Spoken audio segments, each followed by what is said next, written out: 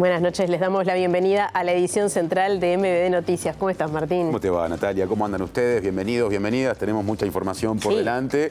Hoy con foco en una cantidad de asunciones al frente, digamos, de las intendencias en distintos departamentos del país. No todavía en todos. No todavía en todos. Uno de estos días que decimos históricos, ¿verdad? Porque hoy se instalan los gobiernos departamentales y municipales en los 19 departamentos del país. Y Mario Vergara asumió hoy como nuevo intendente de Montevideo en un acto en el atrio del Palacio Municipal. El jerarca aseguró que no empezará a gobernar pensando en recortes de presupuestos, sino en el desarrollo del departamento. Vergara hizo hincapié en los valores morales que deberá tener su gestión y subrayó que la ética y la transparencia son lo que nos tiene que guiar. Decíamos que en otros departamentos hubo también actividad. Al término de esta jornada habrán asumido las autoridades en 14 de las 19 intendencias del país,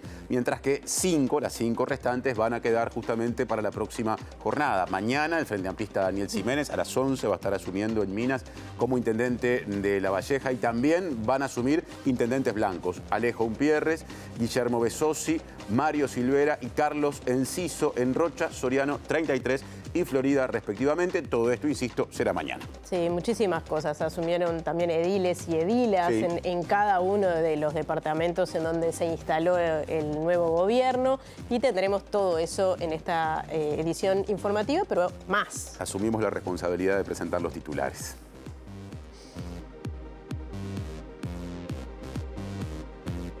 El presidente Yamandu Orsi se manifestó sobre diversos temas que han estado en la agenda esta semana. Dijo que la seguridad de los pasaportes uruguayos no está en juego, que la reestructura de ACE no puede disparar los costos y que el operativo de seguridad del Clásico no puede catalogarse como exitoso, en referencia a los dichos del ministro del Interior, Carlos Negro.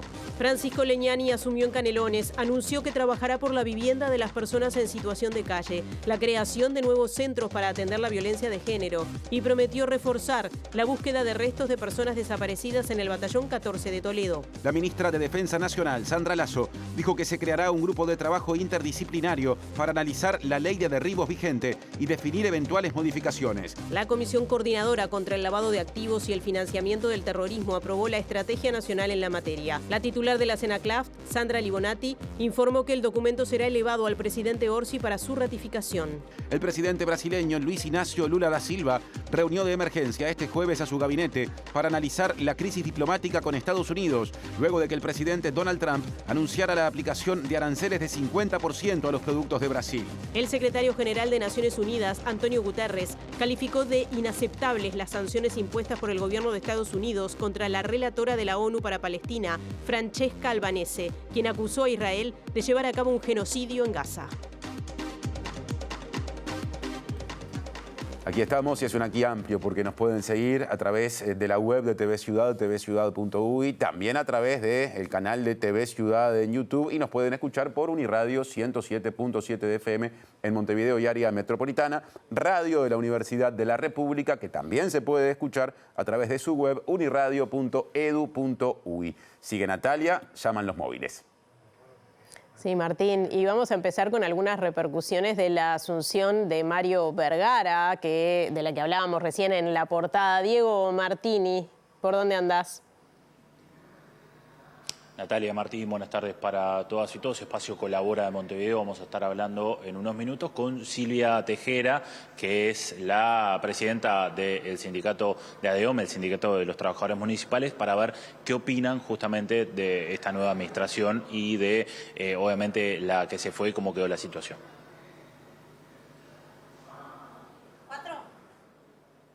Bien, y tema vinculado a los derechos humanos con Angie Álvarez, y una novedad allí en la jefatura de Montevideo. Angie. Así es, Natalia, Martín, buenas noches para ustedes. Estamos en la ex jefatura de Policía y Cárcel Central, donde hace unos minutos se colocó una placa de memoria justamente en recuerdo de que este lugar funcionó como un lugar de detención y tortura durante el terrorismo de Estado. En unos minutos vamos a estar conversando con Camilo Casariego, integrante del colectivo Jacarandá, uno de los colectivos que se sumó a esta iniciativa y que impulsó justamente que se ejecutara la instalación de esta placa. ¿Qué pasa con las prospecciones sísmicas en mares territoriales o en, digamos, territorio uruguayo? ¿Cómo conecta esto con la búsqueda de determinados recursos naturales? Va a abordar este tema y a especificar más Mariana Abreu, que ahora da un adelanto. ¿Cómo andas, Mariana? ¿Cómo andás, Martín? Muy bien. Como decís, hay 4 proyectos de exploración de petróleo y gas en el mar uruguayo. Vamos a estar hablando sobre esto. Están en la órbita del Ministerio de Ambiente, coinciden con zonas de áreas protegidas o por lo menos de interés para la conservación de la pesca y de ciertas especies. Por otro lado, ANCAP plantea que se va a seguir importando petróleo las próximas décadas y poder producirlo a nivel nacional es una oportunidad económica y también para la soberanía energética. Así que en un ratito vamos a volver con este asunto.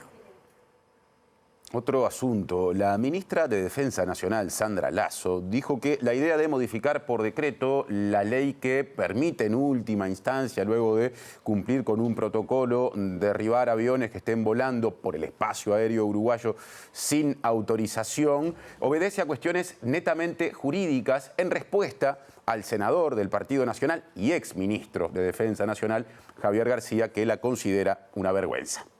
El gobierno de Frente Amplio acepte el poder de veto del gobierno de Estados Unidos sobre las leyes uruguayas, me parece indigno, absolutamente una vergüenza.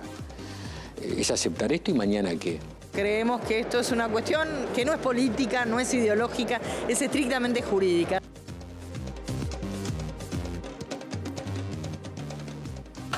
Bueno, comenzamos el desarrollo de la información con este tema en el día. Mario Vergara asumió como intendente de Montevideo y aseguró que no empezará a gobernar pensando en recortes de presupuesto, sino en la promoción del desarrollo en el departamento. Y en diálogo con MBD Noticias, en la que fue su primera entrevista concedida ya siendo intendente, dijo que trabajará para que Montevideo se perciba más integrado. Al intendente de Montevideo, Mario Vergara. Mario Vergara asumió como intendente en el atrio municipal con su equipo designado. Habló varias veces del diálogo que mantendrá con trabajadoras y trabajadores que son portadores de la historia institucional de la intendencia. Destacó la importancia de acuerdos con otros partidos dentro y fuera de la Junta Departamental y de tender puentes con el empresariado. Aseguró que sus prioridades las marca la gente. Parte del diagnóstico es que hay mucha basura y durante mucho tiempo en la vía pública. Entonces, uno de los mecanismos que vamos a desplegar rápidamente para retirar contenedores de la vía pública es ir hacia los contenedores en los domicilios, en los edificios, en las cooperativas.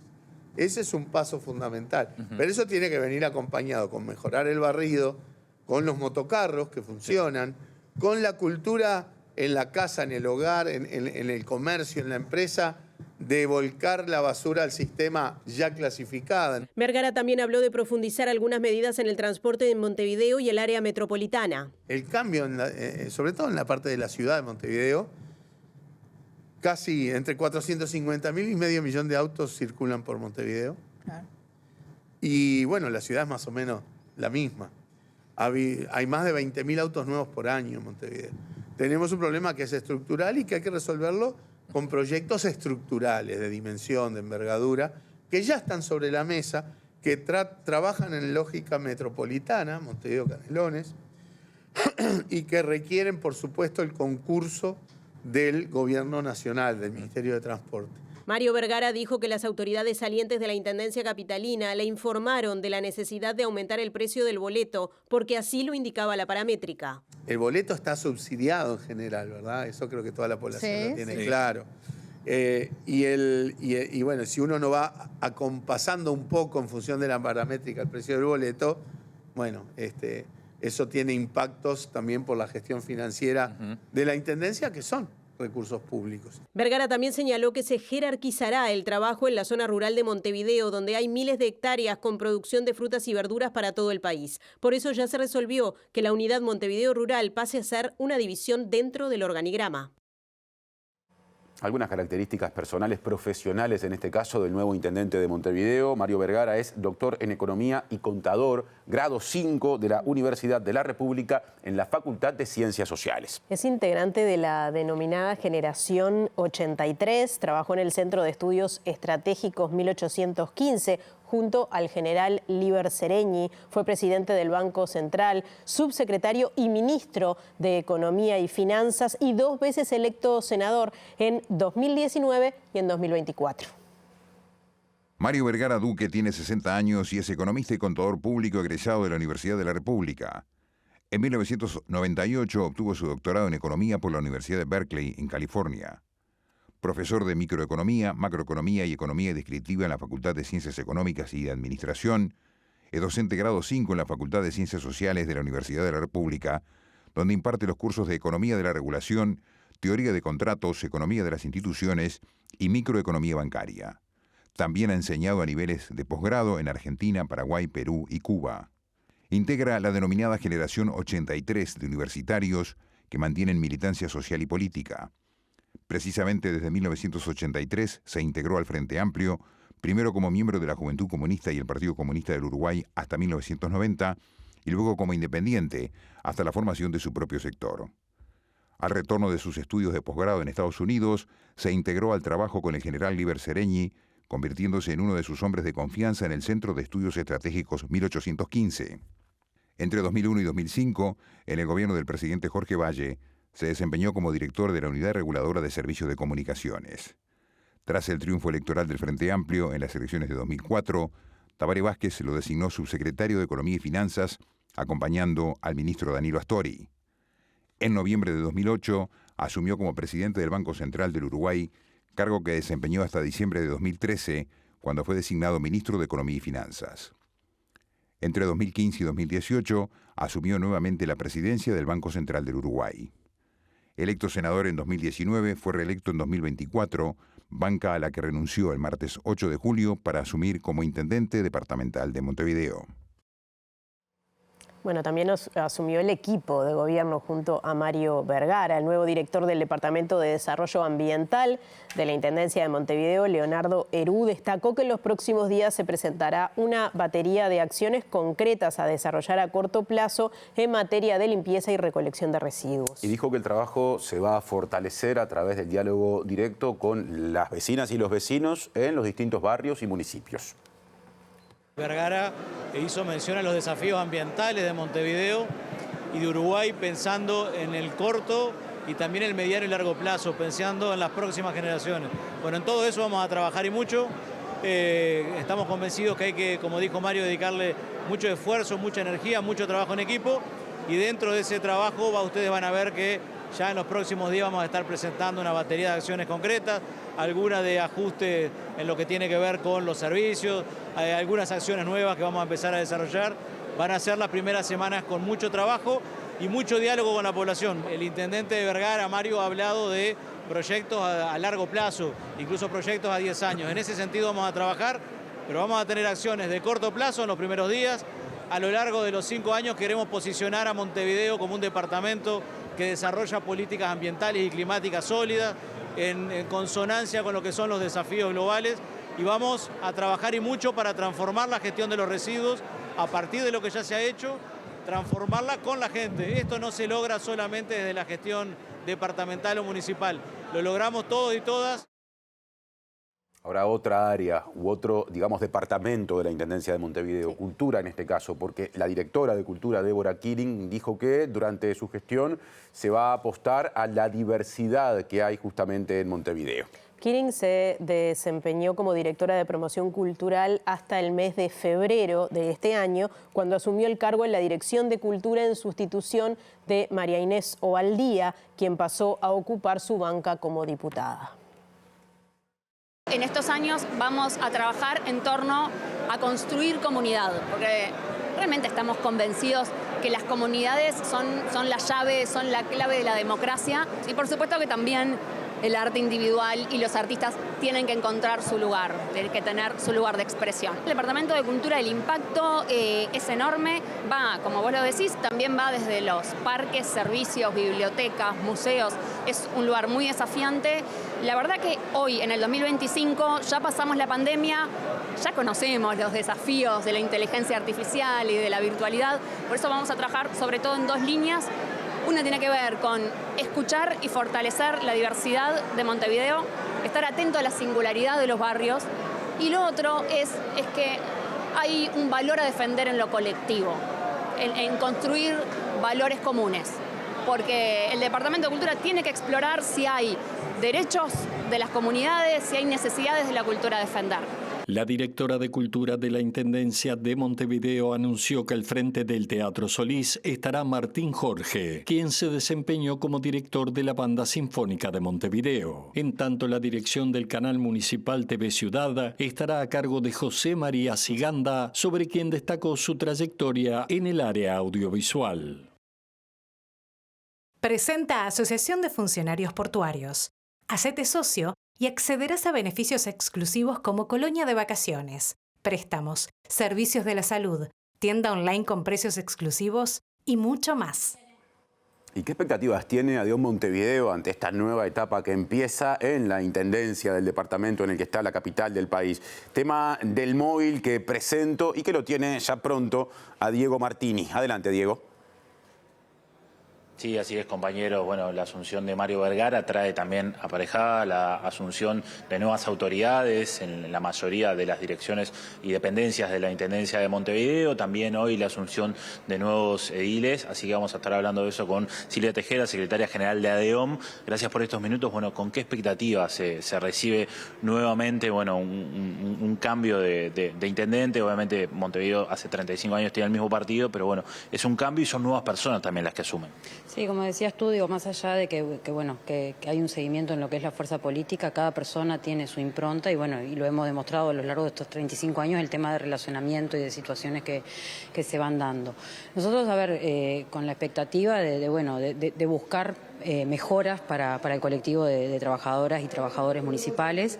No hemos tenido ninguna reunión durante la transición con el intendente, que bueno, que eso sí se había dado en el caso de la transición de Martínez con COSE, en la que bueno, ya habíamos intercambiado un poco las aspiraciones que teníamos. Sí lo hicimos en la reunión previa a que él fuera electo y bueno, entendemos que deberíamos estar teniendo la brevedad. Nosotros hace unos 15 días más o menos enviamos una nota a quien hoy asumió como secretaria general manifestándole la voluntad de tener una reunión con todo el gabinete. Se da la particularidad que salvo la dirección de cultura, después o sea, son todas direcciones nuevas, entonces bueno, más allá de que uno siempre hay con departamentos que tiene más o menos relacionamiento, nos parece que es de orden poder tener una presentación con quienes van a estar dirigiendo los departamentos.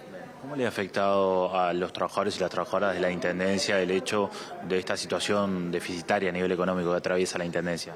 Mira, nosotros, o sea, a ver, la Intendencia para el pago de sueldos tiene algo que se llama rubro cero, que tiene un porcentaje de plata.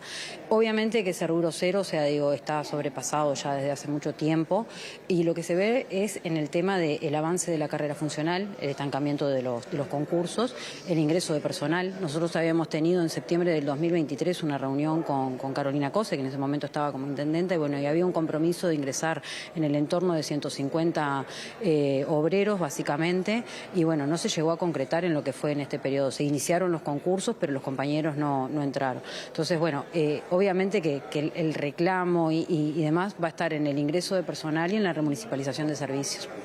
¿Han notado o han tenido reclamos en el sindicato por contratos que han caído ahora con personas que tenían contrato y que se vencía ahora y no fue renovado? Sí, mira, nosotros efectivamente desde el sindicato hicimos un relevamiento.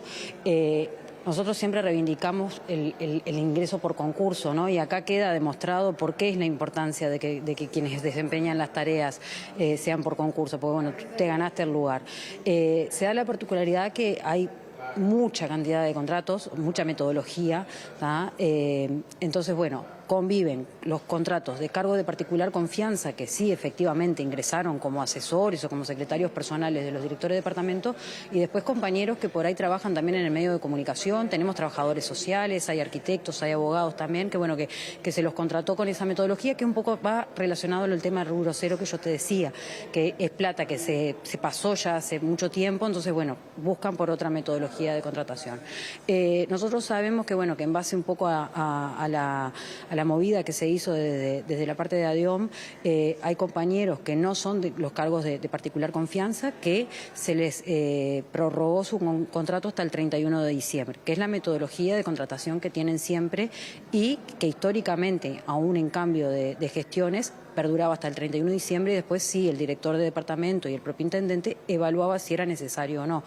Acá entra un poco lo que yo te decía, o sea, ante cada cambio de gestión, bueno, está como esa incertidumbre de qué vamos a hacer, o si va a haber una reestructura, el caso de limpieza, o sea, en el periodo pasado estuvo el tema de la reestructura de limpieza, con llegada de nuevos camiones, entonces es eso de que, por eso la importancia de que nos queremos juntar con los directores de departamento para ver qué lineamiento de trabajo traen. ¿El nuevo director de Recursos Humanos lo conocen? ¿Tienen alguna referencia? Mira, nosotros con el nuevo director de Recursos Humanos tuvimos una reunión la semana pasada con el director de Movilidad, participó y fue la instancia que tuvimos. En esa instancia participó el presidente de ADIOM también y bueno, le dijimos la importancia de tener un ámbito a la brevedad en cuanto asumiera para ver un poco, a ver los lineamientos justamente de cómo vamos a seguir funcionando y cómo va a seguir siendo el tema del diálogo y la negociación colectiva. Silvia Tejera, muchas gracias. Las órdenes. Volvemos a Estudios Compañeros entonces. Bien, muchas gracias Diego y equipo. Les contamos que el senador y ex candidato a intendente de Montevideo, Martín Lema, dijo que hará un monitoreo permanente del cumplimiento de las promesas electorales realizadas por el intendente Mario Vergara. Lo dijo mientras asistía a la asunción de la bancada del Partido Nacional en la Junta Departamental de Montevideo, que justamente también hoy estuvo asumiendo a los nuevos ediles y edilas y también a quienes fueron reelegidos y reelegidas. Y allí dijo Lema que en materia de limpieza, la nueva administración que justamente encabeza Vergara tiene que exhibir resultados en el corto plazo. El lunes vamos a empezar a agarrar lo que es el programa y los anuncios realizados por el intendente Mario Vergara y estar en un monitoreo permanente cómo evolucionan los cumplimientos de los compromisos asumidos durante la campaña electoral. Se habló de resultados a corto plazo en materia de limpieza. ¿Cree que se van a poder concretar? Se tiene que concretar. Ya Montevideo no resiste más excusas, no resiste más culpas, que la culpa del vecino, que la culpa del más vulnerable, que la culpa de la capacidad de consumo, que la culpa es de un gobierno que se va. Montevideo ya no aguanta más eso. Por tanto, tienen que, en el corto plazo, empezar a verse resultados que ha generado mucha frustración y que ahora, bueno, esperamos que las nuevas autoridades dentro de un mismo proceso puedan revertir una situación que es preocupante. ¿Cómo es la situación económica de la Intendencia? Mal, con mucha preocupación. Nosotros lo advertimos en la campaña electoral, lo conversaba con ustedes, que sería bueno conocer los números en la campaña electoral. Y conocer los números no por una intención de generar aspectos favorables o en contra en lo que es el comportamiento electoral. Conocer los números porque tiene que ver con la viabilidad de las propuestas. Yo en una cantidad de planteos preferí ser austero porque no conocía, no sabía con qué situación me iba a encontrar desde el punto de vista financiero si me tocaba ganar la elección. Me imagino que Mario Vergara hizo lo mismo. En Antel, lleva tu plan móvil al siguiente nivel y mantén el precio de tu plan actual por 6 meses. Dejamos momentáneamente la agenda vinculada a los comienzos de gestión en los distintos departamentos y pasamos a abordar la temática de los derechos humanos en clave de pasado reciente, tema del móvil que la tiene ya pronta a Angie Álvarez. Así es, Martín. Estamos en el centro de Montevideo, donde hace un ratito se instaló una placa de memoria en el lugar donde funcionaba la ex jefatura de policía y cárcel central. Esta placa que fue impulsada por la Comisión de Expresos y Familiares y que apoyó justamente el colectivo Jacarandá, que les mencionaba hoy temprano. Estamos junto a Camilo Casariego, integrante de este colectivo. Camilo, gracias por estos minutos. Consultarte qué importancia tiene la colocación de esta placa en este lugar. Bueno, muchas gracias a ustedes por venir a cubrir. Creemos que es un hecho muy importante. En este edificio se torturó, se encarceló, se torturó mucho, se tuvo gente por ideas políticas desde la década mediados del 60 hasta pasado los 80. Y bueno, esta placa de memoria, sobre todo para las generaciones futuras, es muy importante. Para nosotros también nos costó mucho llegar a este momento, muchos años de trabajo. Presentamos la solicitud en el 2019 y recién ahora se está colocando la placa. Y nada, creemos que es un hecho importante, como te decía, para las futuras generaciones, porque muchos quizás pasamos por acá y no sabemos lo que aquí pasó, pero detrás de estos muros pasaron cosas muy malas. El Estado operó clandestinamente y contra sus ciudadanos, violó todos los derechos humanos, violó todas las leyes de nuestro país. Y que hoy el mismo Estado reconozca y ponga esta placa es de un simbolismo muy importante, sobre todo para las generaciones futuras, que es lo más importante. Lo que pasó ya pasó, no lo olvidamos, pero acá lo estamos recordando. ¿Qué valor tiene para los colectivos la presencia de tanto el ministro Negro como la subsecretaria Gabriela Valverde y bueno, las autoridades también vinculadas a memoria? Y bueno, tiene un simbolismo muy importante, es el Estado en la figura del ministro haciéndose cargo de sus errores. Me parece que es una importancia tremenda, muy buena, la actitud del ministro, muy bueno lo que dijo, expresó un nunca más, expresó que quiere que la policía cuide de sus ciudadanos y bueno, eso es lo que esperamos todos. Se habló también en la presentación de que acá funcionó el Escuadrón de la Muerte. Sí, tenemos, hay pruebas de que acá se reunía y de acá salía el Escuadrón de la Muerte, que era un escuadrón conformado por policías y civiles que salían a cazar militantes, estudiantiles sobre todo. Y bueno, esta placa es un nunca más y una señal de que lo que pasó acá no tiene que volver a pasar. Otra de las cosas que se mencionó fue que aquí también hubo niños y niñas y bebés detenidos. Sí, hubo detenidas que estaban con sus hijos y los tenían acá, después los mandaban a cuarteles o a Cabildo también, hubo muchos. Y sí, es una de las grandes, de las varias atrocidades que ocurrieron en el pasado reciente, en la época de la dictadura y que todos queremos que no vuelva a suceder. Y como se decía acá, para que haya democracia plena tiene que haber memoria. Tiene que haber memoria de lo que pasó y lo que pasó no puede volver a suceder. Y esta placa es una ayudita para que lo tengamos presente. ¿Qué otras iniciativas tienen en el corto plazo de este tipo? Bueno, no, acá este grupo trabajó para esto y ahora no te sabría decir si tenemos alguna otra cosa, pero estamos viendo de hacer algo en la Facultad de Medicina, pero no lo quiero adelantar porque todavía no está concretado. Y Jacarandá es un colectivo que trabaja por la memoria, sobre todo en la cultura, pero básicamente queremos trabajar la memoria y vamos a seguir en ello. Muchas gracias. No, gracias a ustedes por cubrir y un placer. Conversábamos con Camilo Casariego, integrante del colectivo Jacarandá, uno de los colectivos que se sumó al pedido por la instalación de esta placa de memoria aquí en la ex jefatura de policía y ex cárcel central. Muchas gracias, Angie. Resto del equipo, cambiamos de asunto. Les contamos que el presidente de la República, Yamandu Orsi, dijo que el operativo de seguridad realizado durante el clásico disputado el domingo pasado por el torneo intermedio del campeonato uruguayo no puede calificarse de exitoso, yendo en sentido contrario a lo que antes había dicho el ministro del Interior, Carlos Negro. El mandatario destacó que a partir de ahora no habrá en los estadios lugares cerrados con llave que no puedan ser inspeccionados por la policía, como ocurrió en la previa del clásico.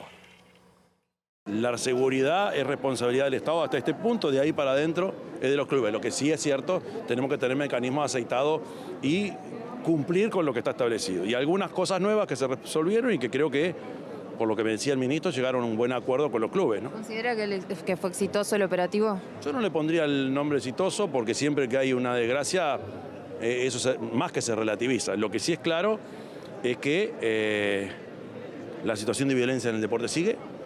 Es claro que los clubes no han podido resolver del todo eso y por supuesto tampoco el Ministerio del Interior. Estamos hablando de que si bien el operativo en lo macro funcionó, ese hecho puntual de la bengala habla de que nos están pasando cosas que no nos deberían pasar. Lo hablamos con el ministro también, cómo es que te entra la bandera, cómo es que te entra la bengala. Y ahí yo creo que en otro, no son los clubes, evidentemente se les filtra. Y ahí no puede ser que tengas piezas cerradas con candado. Eso fue lo que se arregló ayer. Nada cerrado, se rastrilla todo, se busca todo y ahí los clubes estuvieron muy dispuestos a abrir las puertas de todo, ya sea el estadio local o el propio Centenario. Y el presidente Yamandu Orsi aseguró que los aumentos salariales e incremento de cargos en la Administración de los Servicios de Salud del Estado, ENASE, dispuestos por el directorio, no implicarán un salto en los costos, así lo dijo, del organismo. Orsi también dijo que justamente esta resolución que estableció 39 nuevas funciones, 13 de ellas, ¿no? 13 de las 39 con costo y que fue duramente cuestionada por la oposición, supondrá un ahorro de $2 millones en línea con lo explicado de parte de ACE. Lo que yo hablé con las autoridades de ACE es que, de acuerdo a la reestructura o la estructura que están armando, va a haber un ahorro de $2 millones al año. Entonces, con esas condiciones, lo primero, ACE tiene que procurar lo que tiene que hacer. Tiene que hacer lo que tiene que hacer, por ejemplo, darle medicamento a la población. Eso se está logrando, que es lo primero. Lo segundo es que toda su reestructura, todo su funcionamiento no puede disparar los costos. Me consta, por los informes que me dan, que no hay un salto en los costos, sino que con los mismos recursos se hizo la reestructura. Entonces, lo que tengo que hacer es darle toda mi confianza a la gente que está haciendo por la salud lo que siempre quisimos que hiciera. ¿Es necesario implementar entonces esos cargos? Es necesario brindar salud a la población, darle medicamento a la población. Eso está mejorando y eso. Y lo otro que dije recién, sin aumentar los costos de la institución. Otro asunto, les contamos que el gobierno creará un grupo de trabajo interdisciplinario a nivel de la Prosecretaría de la Presidencia de la República para analizar la ley de derribos vigente y definir eventuales modificaciones. A partir de los cuestionamientos planteados por el ex ministro de Defensa y senador del Partido Nacional, Javier García, la ministra Sandra Lasso destacó que es una cuestión netamente jurídica y no política o ideológica. Recién comenzamos a trabajar, más allá de que tenemos algunos, ¿cómo te diría?, borradores que vinieron de diferentes ámbitos para trabajar el tema. Tuve una reunión con el prosecretario de Presidencia de la República, Jorge Díaz. Quedamos de establecer un grupo de trabajo donde esté la Fuerza Aérea, obviamente, donde esté el Estado Mayor y también, obviamente, el Ministerio. Creemos que esto es una cuestión que no es política, no es ideológica, es estrictamente jurídica. Si hoy somos Estado parte de un convenio internacional, que es el Convenio de Montreal, que claramente especifica determinadas limitantes, nosotros no tenemos por qué estar limitados. Justamente la soberanía nacional no debería tener límites y en ese sentido es que queremos trabajar la modificación de este decreto. Más del presidente Yamandu Orsi porque anunció que luego de la alerta roja decretada por el frío polar se pasará a la denominada emergencia sociosanitaria, que implica una asistencia integral a las personas en situación de calle. Y dijo que hay que cambiar la estrategia de abordaje de esta problemática que, a su entender, hasta ahora ningún gobierno ha podido resolver. Sin duda hay que hacer es generar dispositivos distintos por supuesto, a los de la alerta, pero también distinto a lo que se venía haciendo antes, porque una de las cosas que constatamos es que no era tan amplio el número, porcentualmente hablando, de gente que se resistía. Fue bastante menor, estoy hablando de aquello de compulsivo sí, compulsivo no. Evidentemente se actuó de manera muy vertical y se resolvió en cada caso, pero hubo algo ahí que tiene que ver con las condiciones y el cuánto tiempo tú lo dejas y que de repente nos abre otra posibilidad que la conversaremos con los equipos, por supuesto el MIDE, pero no solo el MIDE, Ministerio de Interior y Ministerio de Salud Pública. Orsi se refirió también a la polémica generada con Francia y Alemania por los cambios introducidos en los pasaportes expedidos por nuestro país. Lo estoy hablando con gente del Ministerio de Interior, gente de Cancillería. La otra vez me habían contado que estaban haciendo esto y me lo dijeron con alegría porque era un compromiso asumido con algunos organismos internacionales. Lo que es cierto que si hay algo, ese caso es un caso muy puntual, Alemania, pero no es un dato menor, si hay algo que haya que corregir, siempre estamos dispuestos porque, repito, esto fue tomado con alegría, con entusiasmo, porque era un compromiso asumido y, como siempre, hay que estar muy atentos a las señales que vienen de afuera. ¿No afecta la seguridad del pasaporte uruguayo? No. Eso seguro que no. Hay algunas señales que que estaban esperando que de repente son confusas, pero lo resolveremos. Presenta Mercado Agrícola de Montevideo, en el corazón de un barrio donde late la ciudad. Mercado de Historias. Mercado de Historia.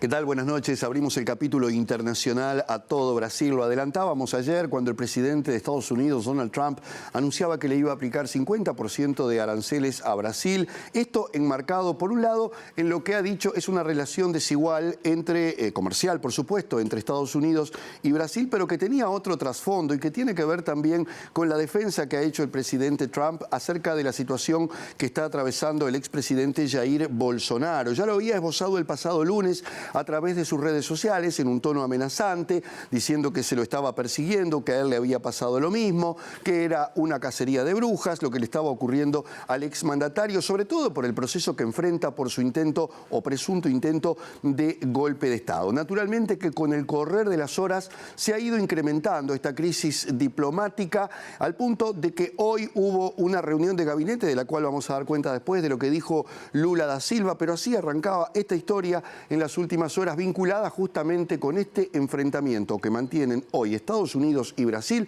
por ahora en el terreno económico.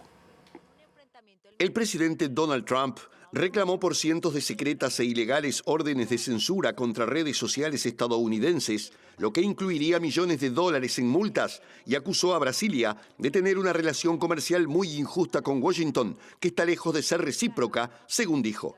Estos aranceles son necesarios para corregir los muchos años de políticas arancelarias y no arancelarias y barreras comerciales impuestas por Brasil, que han causado estos déficits comerciales insostenibles con Estados Unidos, escribió en la carta y advirtió a Lula que si por alguna razón decide aumentar sus aranceles, la cantidad que elija se añadirá al 50% que pretende cobrar Washington.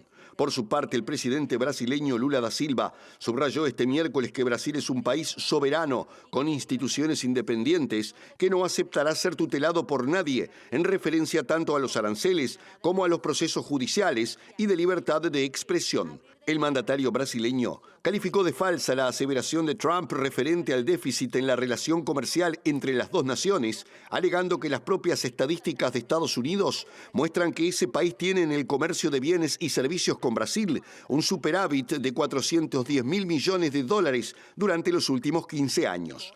Lula enfatizó que cualquier medida de elevación unilateral de tarifas será respondida a la luz de la ley brasileña de reciprocidad económica, afirmando que la soberanía, el respeto y la defensa intransigente de los intereses del pueblo brasileño son los valores que orientan su relación con el mundo, agregando que es competencia de la justicia de Brasil encargarse de aquellos que planearon un golpe de Estado en referencia a las injerencias de Trump en el juicio contra Bolsonaro. Y precisamente esa ley de reciprocidad fue la que vio la luz en estas últimas horas, luego de la reunión de gabinete donde Lula y su gobierno decidieron aplicar también un 50% de aranceles a Estados Unidos. No sin antes agotar las instancias diplomáticas, según dijo Lula, quien insistió en la soberanía de Brasil, en el derecho que tiene Brasil, pero además en este dato que, según dice, es irreal porque siempre ha estado beneficiando el déficit a Estados Unidos y no a Brasil en esa balanza comercial. Pero hay otro aspecto que tiene que ver con Jair Bolsonaro, y es que desde el Supremo Tribunal Federal, quien también ha tenido sus enfrentamientos con el gobierno de Trump, con Elon Musk, recordemos aquella cuestión que se había presentado con la Red X en Brasil, con el juez Alexandre de Moraes, que es precisamente quien lleva adelante una de las causas de Bolsonaro con respecto al golpe de Estado. Bueno, precisamente ese Supremo Tribunal Federal, algunos de sus magistrados creen que todo esto es parte de una operativa del gobierno de Estados Unidos para poder sacar a Bolsonaro de Brasil y de esa manera impedir que vaya preso. Según la publicación Folha de São Paulo, los magistrados tienen indicios de parte del entorno de Jair Bolsonaro que estaría nervioso ante la posibilidad de ser encarcelado tras ser procesado por su presunta participación en la intentona golpista para impedir la asunción del actual presidente Lula da Silva. Esta semana, Donald Trump lanzó un sorpresivo mensaje en sus redes sociales para defender a Bolsonaro de los cargos que se le imputan y lanzar un duro dardo a la justicia brasileña, afirmando que él no es culpable de nada. De acuerdo al medio brasileño, entre las señales que darían cuenta de la intención del expresidente está el hecho de que uno de sus hijos, Eduardo Bolsonaro, ya reside en Estados Unidos y se ha declarado diputado en el exilio, y toman como un indicio el hecho de que justo después de perder las elecciones del 2022, el exmandatario viajó a territorio estadounidense por un presentimiento de que podían procesarlo en Brasil. Durante su estadía en Estados Unidos, Bolsonaro mantuvo un completo mutismo para no reconocer la victoria de Lula y mantiene una relación cercana con Donald Trump, que ha mostrado su solidez en los últimos días, ya que el republicano ha tildado el proceso judicial contra el exmandatario como una caza de brujas. Presentó Mercado Agrícola de Montevideo, en el corazón de un barrio donde late la ciudad. Mercado de Historias. Mercado de Historia. Bien, ¿y qué pasa en el suelo marino uruguayo, Martín? Sí, las políticas extractivas generan determinadas consecuencias, están vinculados a emprendimientos, de eso hablará Mariana Abreu en informe especial en esta edición. ¿Cómo te va, Mariana, otra vez? Muy bien, nuevamente. Bueno, hay 4 proyectos a estudio del Ministerio de Ambiente para explorar petróleo y gas en el mar uruguayo. De hecho, hay uno que está en la etapa de puesto de manifiesto, en la que la ciudadanía puede hacer llegar a través de la web sus consultas y comentarios. Estos proyectos son de prospección sísmica, una técnica para relevar o revelar también lo que hay en el subsuelo marino a través de ondas sonoras, ondas acústicas que hacen una suerte de ecografía. Luego, si hay indicios de presencia de yacimientos de hidrocarburos, bueno, se va hacia un pozo exploratorio para confirmar lo que hay allí. De estos 4 proyectos, 3 corresponden a empresas que venderían la información que se releve a petroleras que ya tienen contrato con ANCAP en sus bloques offshore, y para esto para graficarlo mejor vamos a compartir un mapa en donde podemos ver que, bueno, todas las zonas de ANCAP todas las zonas offshore tienen contrato con ANCAP vigente. Bueno, en el caso del otro proyecto es el de APA Corporation. Es una empresa que ya tiene el permiso para explorar y eventualmente explotar petróleo en nuestro país. También sobre APA Corporation hay que agregar que en el contrato, independientemente de la sísmica con ANCAP, establece la realización de un pozo, al menos un pozo exploratorio. Pero para esto todavía no se ha iniciado el trámite ambiental, así que bueno, lo dejamos quizá para un futuro informe. Ahora vamos a compartir en dónde se va a hacer este relevamiento, las zonas en donde se va a relevar según los proyectos presentados en el Ministerio de Ambiente a nivel general. Ahí vemos otro mapa. Como ven, coinciden con algunas áreas que se han establecido como prioritarias para la conservación de la actividad pesquera y también para la conservación de especies de fauna y flora marina. Allí donde dice talud hay grupos de corales en donde las especies se reproducen, se alimentan.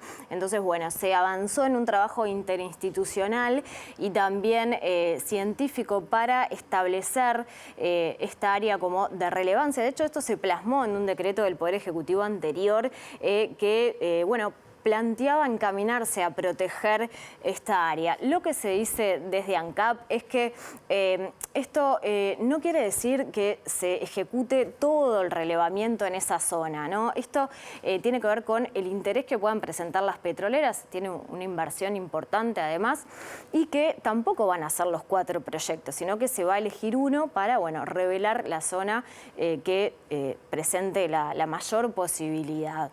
Ese mapa lo compartí una de las fuentes que consultábamos a nivel de trabajo, digamos, de investigación técnico, así que agradecemos también. A veces pasa, ¿no? Conversamos con varios profesionales que no salen con su cara dando el testimonio, pero nos aportan un montón de información. Y sobre los impactos ambientales, consultamos a Paula Laporta, que es docente del CURE, del Centro Universitario Regional Este de Rocha, que realizó un taller con vecinos de La Paloma que plantearon inquietudes sobre estos proyectos, sobre sus impactos, tenían muchas preguntas. Y bueno, se realizó este taller con diversos especialistas, así que escuchamos a Paula Laporta, quien es docente del CURE y además es bióloga especializada en cetáceos. Las actividades de prospección sísmica pueden tener diversos impactos en diversos grupos de fauna y flora oceánica. En general, a nivel mundial, se realizan acciones de mitigación de esos impactos sobre los animales de mayor porte, es decir, sobre mamíferos marinos o en particular sobre cetáceos, ballenas y delfines, y a veces también tortugas marinas y eventualmente peces. Yo participé como observadora de mamíferos marinos para mitigar justamente los impactos de la sísmica en las campañas pasadas que hubo entre el 2012 y el 2014.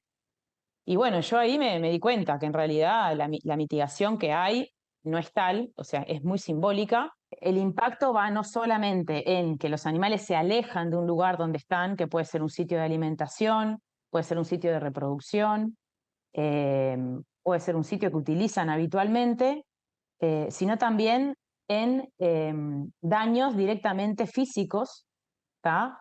Al oído o a otras partes del cuerpo que tienen que ver con esa potencia del sonido que reciben dependiendo de dónde estén ubicados al momento del disparo de estos cañones de aire comprimido. Hay como ciertos avances hacia un lado de poder avanzar en el conocimiento y la conservación marina. Y por otro lado, en los mismos sitios donde se están delimitando áreas marinas protegidas, se está proponiendo hacer prospecciones sísmicas para hidrocarburos. Entiendo que como país, Uruguay debería tener un debate a nivel de la sociedad, de todos los actores, en donde podamos decidir, bueno, hacia dónde vamos a ir, porque las dos cosas no son viables. Bien, Mari, ¿y por qué se sigue apuntando a la búsqueda de hidrocarburos? Bueno, se ha justamente destacado por parte de las autoridades y ya como una política de Estado, ¿no?, que ha trascendido a los gobiernos la transición energética que implica la generación de electricidad a partir de fuentes renovables. Pero eso no quita que se sigan consumiendo grandes niveles de petróleo, ¿no? O sea, niveles de combustible, sobre todo asociados a lo que es el transporte y el transporte de carga. Entonces, quizá no se habla tanto de esta otra parte, ¿no?, de la cantidad de petróleo que consumimos. Un dato de ANCAP es que Uruguay consume hoy en día 45.000 barriles justamente por día de crudo o derivados. Cada barril tiene 159 litros y la proyección de ANCAP es que esto no descienda por lo menos hasta el 2050. Entonces, lo que dice este ente público es, bueno, nosotros vamos a seguir consumiendo petróleo en vez de importarlo, generarlo a nivel nacional, implicaría una oportunidad a nivel económica y también avanzar en soberanía energética. Entonces, bueno, quizá para cerrar este informe, poder plantear esto, ¿no? Que hasta que no bajen los niveles de consumo y se llegue a poder avanzar de forma significativa en otros tipos de energía, bueno, lo que es el consumo de petróleo va a seguir siendo un tema presente que va a generar todos estos proyectos, todas estas iniciativas y también discusiones. Muchas gracias, Mariana, por este informe. Estamos cerrando justamente simplemente esta etapa del informativo y ahora cambiando de asunto. Sí, vamos a cambiar de tema. La Comisión Coordinadora contra el Lavado de Activos y el Financiamiento del Terrorismo aprobó la estrategia nacional en esta materia. Claro, y el plan, que está basado en la evaluación nacional de riesgos que se realizó en el año 2023, en este caso contiene los cambios y los ajustes adecuados a las políticas de la actual administración de gobierno. La cuarta reunión de la comisión estuvo encabezada por el prosecretario de la Presidencia, Jorge Díaz, y con la participación de las subsecretarias del Interior, Gabriela Valverde, y Relaciones Exteriores, Valeria Zuccasi, la fiscal de Corte, Mónica Ferrero, y representantes de los ministerios de Educación y Cultura, Defensa Nacional, Economía y Finanzas y el Banco Central. Y finalmente pudimos aprobar la estrategia nacional. Como es de conocimiento, esta estrategia está basada en lo que fue la Evaluación Nacional de Riesgo de Uruguay que realizó en el año 2023. La administración anterior había realizado una propuesta de modificación. Estuvimos trabajando, realizándole cambios que entendíamos pertinentes a partir de todos los integrantes de la comisión. Hicieron sus aportes, sus ajustes y finalmente estamos aprobando esta estrategia que todos los integrantes de la comisión estamos de acuerdo con ella. La titular de la Secretaría Nacional para la Lucha contra el Lavado de Activos y el Financiamiento del Terrorismo, Sandra Libonati, informó que se presentó el trabajo de los primeros 4 meses de la administración. No siempre uno está conforme 100% con las cosas que realiza. Todos los días se presentan algunos desafíos, dificultades, como es lógico, pero creo que en términos generales estamos conformes, estamos trabajando en un equipo fuerte para poder avanzar. 4 meses no es un tiempo demasiado prolongado para evaluar, pero sí creo que estamos conformes y principalmente estamos conformes con la respuesta que tenemos los distintos participantes de la comisión y sus posiciones activas ante las distintas situaciones y planteos. Y Francisco Leñani asumió como intendente de Canelones en un acto al que asistieron el presidente Yamandu Orsi, la vicepresidenta Carolina Cose, el secretario de la presidencia Alejandro Sánchez y la ex vicepresidenta Lucía Topolansky. Dijo que priorizará la movilidad, el saneamiento de Atlántida y también la asistencia desde el lugar de la intendencia al proceso de construcción del futuro hospital de la Costa de Oro y también se refirió a las 500 personas en situación de calle que hay en el departamento de Canelones justamente y dijo que existe la necesidad de pensar, justamente asociando esto a esa población, en un plan de vivienda. La movilidad, que es un desafío, que es una prioridad para el gobierno nacional, lo es para Canelones, lo es para Montevideo. Estamos trabajando fuertemente con el Ministerio de Transporte y Obras Públicas para tener los pliegos prontos antes de fin de año, licitar y dar una solución a lo que es la entrada y la salida por Ruta 8 Camino Maldonado, Avenida Italia San Anastasio y también procurar solución por la Ruta 5 que probablemente sea a través del tren de pasajeros. Y en saneamiento nosotros no alcanzamos el 30% de saneamiento en todo el departamento, es un guarismo muy bajo, por tanto nos proponemos desde el gobierno de Canelones, en algo que no tiene precedentes, financiar el saneamiento de nuestro principal balneario de Atlántida, porque además muy posiblemente tengamos un hospital allí y la cobertura de saneamiento, ya que OSE está en una situación delicada y no va a poder afrontar esa demanda, lo vamos a estar financiando con recursos propios. Ahí hay que articular con el MIDES, con Salud Pública, con el Ministerio del Interior, como ya lo estamos haciendo para trabajar con la gente en situación de calle. Hoy lo estamos llevando a refugio, por supuesto con el Ministerio de Vivienda. La solución de los refugios es transitoria. Hay que pensar en un plan de viviendas para la gente en situación de calle. Tenemos 500 en Canelones. Nosotros lo que vamos a estar uniendo este año es Ciudad de la Costa con Ciudad Vieja. Nos quedaba un tramo de Rambla por hacer y este año lo vamos a estar concretando. En el quinquenio vamos a estar llevando a la centralidad del Pinar ese paseo costero. Por tanto, en este quinquenio vamos a tener unido Ciudad Vieja con el Pinar. Nos proponemos en un trabajo por etapas. Obviamente que hay que hacer un estudio. Nos han presentado algún estudio ya y alguna propuesta que lógicamente hay que ver los costos y las etapas, que son entre 4 y 5 etapas, para empezar a hacer un trabajo de Rambla que iría desde el Arroyo Pando al Solís Grande.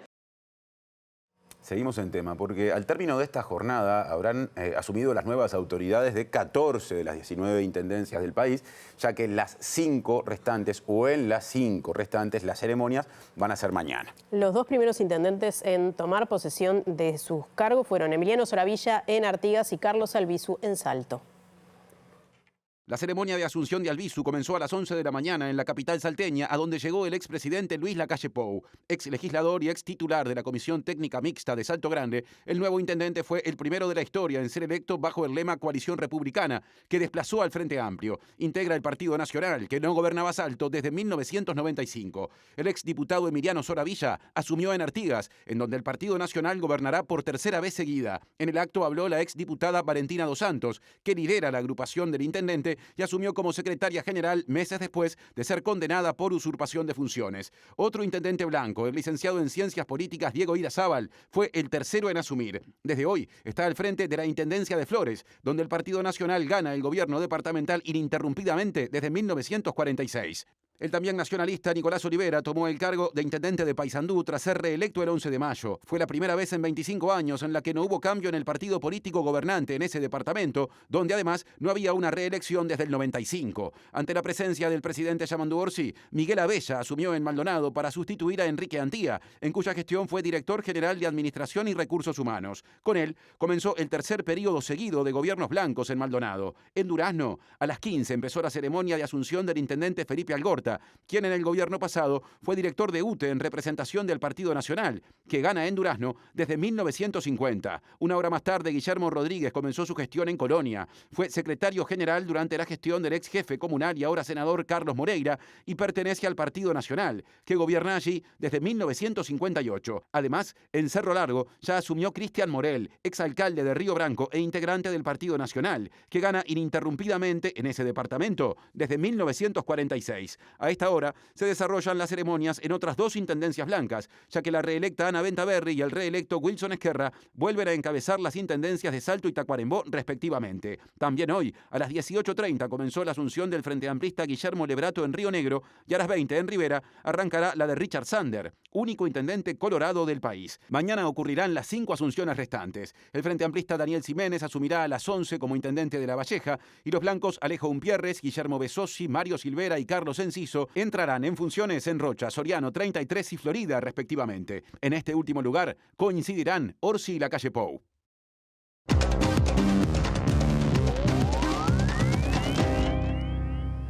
Volvemos al panorama internacional y hablamos de la guerra en Oriente Medio, pero más particularmente de la situación de la relatora especial de la ONU para Palestina, Francesca Albanese, quien va a ser sancionada por Estados Unidos a raíz justamente de la actitud que ha tomado permanentemente de denunciar como un genocidio de Israel lo que está ocurriendo en la Franja de Gaza. Esto sumado a que también Albanese ha hecho denuncias muy fuertes sobre aquellas empresas que se han beneficiado de alguna manera con esta política beligerante de Israel y que han estado apoyando en alguna medida a raíz de esos negocios lo que está haciendo Israel en Gaza. Estados Unidos dijo a través de su secretario de Estado, jefe de la diplomacia, Marco Rubio, que Albanese está incapacitada para ejercer ese cargo, que es antisemita, que apoya el terrorismo, pero algunas organizaciones internacionales, además de la ONU, a través de todos sus estamentos, han cuestionado esta posición de Estados Unidos y han defendido el rol que tiene Francesca Albanese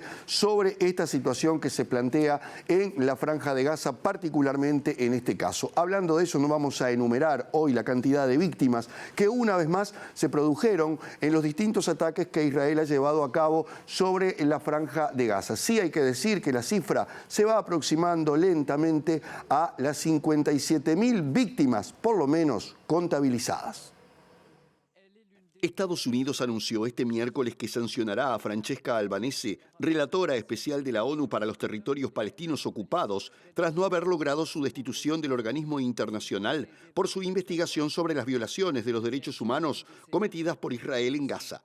Albanese, abogada especializada en derechos humanos, ha calificado en repetidas ocasiones la campaña de Israel como genocidio y ha apoyado la orden de detención de la Corte Penal Internacional contra el primer ministro israelí Benjamin Netanyahu. Stephanie Dujarric, portavoz del secretario general de la ONU, calificó estas sanciones de peligroso precedente y se esforzó por subrayar que Albanese, como los demás relatores de derechos humanos, son independientes y reportan su trabajo al Consejo de Derechos Humanos de la ONU en Ginebra, por lo que el secretario general no tiene autoridad sobre ellos ni su trabajo. Las sanciones a Albanese han merecido también la condena de Amnistía Internacional y de Human Rights Watch, entre otras organizaciones, así como del alto comisionado de la ONU para los Derechos Humanos, Volker Türk, quien pidió a Washington reconsiderar la medida. El jefe de la diplomacia estadounidense, Marco Rubio, anunció sanciones, aunque no especificó en qué consistían, y sostuvo que Albanese está incapacitada para ejercer como relatora especial porque ha expresado un antisemitismo descarado, apoyo al terrorismo y un abierto desprecio por Estados Unidos, Israel y Occidente. La experta nacida en Italia publicó a principios de este mes un informe en el que denuncia a las empresas que, según ella, se beneficiaron de la economía israelí de ocupación ilegal, apartheid y ahora genocidio en los territorios palestinos ocupados. Ahora nos vamos a Perú, donde el Congreso de ese país aprobó una amnistía para todos aquellos militares y autodefensas que están presos por distintos delitos o incluso investigados ocurridos entre 1980 y el año 2000, cuando Perú libró una guerra contra dos grupos particularmente, Sendero Luminoso por un lado, el Movimiento Revolucionario Tupac Amaru por el otro. Esto que ha sido objetado por algunas organizaciones de derechos humanos que entienden que esto es una puerta abierta a la impunidad, no tuvieron suerte, porque el Congreso lo aprobó. Ahora solo resta la aprobación de la presidenta Dina Boluarte, pero todo hace pensar que nada va a cambiar. Los familiares de las víctimas reclaman justicia porque entienden que esta decisión justamente del Congreso peruano, avalado por la presidencia, lo único que va a hacer es dejar libre a personas que han violado flagrantemente los derechos humanos. Además de dejar en libertad a quienes están procesados por delitos de lesa humanidad, el proyecto de ley busca terminar con procesos judiciales que están abiertos desde hace más de 3 décadas, según el congresista y militar retirado Jorge Montoya, del partido derechista Honor y Democracia, autor del proyecto de ley. De acuerdo a lo aprobado, se concederá en primer lugar amnistía de carácter humanitario a los adultos mayores de 70 años que cuenten con sentencia o con pena privativa de libertad efectiva, que se irán para sus casas. Sin embargo, sus detractores alertaron sobre el impacto en la búsqueda de la verdad sobre ese periodo violento que dejó unos 70.000 muertos y enfrentó al Estado peruano contra las guerrillas Sendero Luminoso y el movimiento revolucionario Tupac Amaru. Amnistía Internacional había exhortado horas antes al Congreso a ponerse del lado de las víctimas y rechazar con firmeza la legislación, ya que se vulneraría el derecho a la justicia de miles de víctimas de ejecuciones extrajudiciales, desapariciones forzadas, tortura y violencia sexual, ya que además se cerrarían decenas de investigaciones y procesos judiciales, sentando un precedente de impunidad. Perú aprobó en 2024 una ley que declaró prescritos los crímenes de lesa humanidad cometidos antes del 2022 en la lucha contra la guerrilla, una iniciativa que benefició al expresidente Alberto Fujimori y a 600 militares procesados, al tiempo que, según la Comisión de la Verdad y Reconciliación, existen en Perú más de 4.000 fosas clandestinas, producto de la violencia política entre los años 1980 y 2000. Bien, volvemos al panorama nacional. La ministra de Defensa Nacional, Sandra Lasso, confirmó que el contingente de soldados que partió de Uruguay el viernes 4 ingresó ayer al Congo luego de varios días de demora en la frontera por protocolos de seguridad. Y también dijo que en agosto llegará a Uruguay una delegación de alto nivel de la República Democrática del Congo para avanzar en acuerdos vinculados a mejorar, ¿no?, o profundizar los lazos culturales, comerciales y en general económicos. Hay un procedimiento también que se activa lentamente, que es el ingreso hasta el día de ayer. Ese ingreso efectivamente a la República Democrática del Congo no estaba efectivizándose, sí estaban en muy buenas condiciones anímicas y físicas en Entebbe, en lo que es la frontera y el ingreso a la República Democrática. Esperemos que en las próximas horas, yo esta mañana muy temprano me reuní con el embajador de la República Democrática del Congo, que es concurrente entre Argentina y Uruguay, expresó hace minutos nada más que entre el 5 y el 8 de agosto va a estar llegando una delegación de alto nivel de la República Democrática del Congo, encabezada entre otros por el ministro de Defensa, por el general que está a cargo del Estado Mayor de la Defensa en la República Democrática, con también agentes comerciales y de relaciones exteriores, donde, entre otras cosas, tenemos la aspiración de avanzar en los lazos que nos unen, que no solamente tienen que ver con más de 20 años en una misión de paz en la República Democrática, sino que aspiramos a que sean otros también los lazos, ¿no? Económicos, comerciales, culturales y por supuesto también ver si tenemos un paraguas grande en un acuerdo en el que podamos ir avanzando paso a paso como corresponde. Les contamos que en 2024 se aplicaron en el país 994.000 multas de tránsito y solo un tercio de ellas se pagó según la Unidad Nacional de Seguridad Vial. Y justamente quien habló de este asunto fue el presidente de la UNACEP, Marcelo Metediera, que adjudicó el bajo porcentaje de pago a la separación del cobro de la patente de rodados con respecto a las infracciones de tránsito que se reglamentó, recuerden, en enero del año 2024 y que tuvo la negativa de las intendencias frente amplistas en el Congreso de Intendentes. En 2024 se aplicó cerca de 1 millón de multas de tránsito, de las cuales solo se pagó el 29%. La consecuencia de haber, entiendo yo, de haber separado el pago de las multas de la patente es uno de los antecedentes seguro. Y después que venimos trabajando, tratar de cambiar la cultura en la conducción y cortar un poco las situaciones que se dan donde si no pago no pasa nada, si no tengo permiso de conducir no pasa nada, si no uso casco no pasa nada. Yo creo que es parte de eso que hay que cambiar. ¿Hay que volver atrás esa medida de que las multas se paguen con el subsidio? ¿Es algo que se evalúa? Yo estoy convencido que sí. Ustedes recuerden que en su momento, cuando eso lo aprueba el Legislativo Nacional, que el Congreso de Intendentes en ese momento tomó posición, las 3 intendencias frente amplistas llevamos adelante una acción de lesión de autonomía en la Suprema Corte de Justicia porque entendemos que eso iba contra la materia departamental. Porque la argumentación que teníamos era que eso no ayudaba en la seguridad vial y que era contradictorio total a los mensajes que el propio Congreso de Intendentes venía llevando adelante. Y no es un tema económico, porque yo salí a dar ese debate los primeros días de enero, que es cuando se estaba pagando la patente. Si hubiera querido cuidar lo económico, hubiera esperado que se venciera la primera cuota y después le hubiera discutido. Entonces, claramente no le aporta a la seguridad vial. En relación a la siniestralidad, Metediera recordó que desde 2020 hay un aumento sostenido de siniestros y lesionados y aseguró que este año no será la excepción. En junio fallecieron 47 personas en siniestros de tránsito. Y en este contexto de cambio de autoridades a nivel departamental y también municipal, el politólogo Martín Pardo destacó la necesidad de que exista articulación política, fundamentalmente en los casos de Montevideo y Canelones. Dijo que en ambos departamentos se plantean elementos interesantes en los proyectos de gestión y en el caso de Montevideo se hacen necesarias políticas de impacto porque hay retos muy fuertes demandados por la ciudadanía. En ambos casos, cada uno con sus particularidades, creo que toman con mucha responsabilidad, con enorme compromiso, una tarea que va a implicar también escenarios de mucha articulación, mucho diálogo político. Si bien el peso electoral, tanto en Montevideo como en Canelones, se ha mantenido, se han perdido algunos puntos, digamos, en ese apoyo que implican, por ejemplo, algunos movimientos en los legislativos departamentales. Pardo analiza algunos de los aspectos claves del gabinete de Vergara y el papel de los feminismos en la gestión.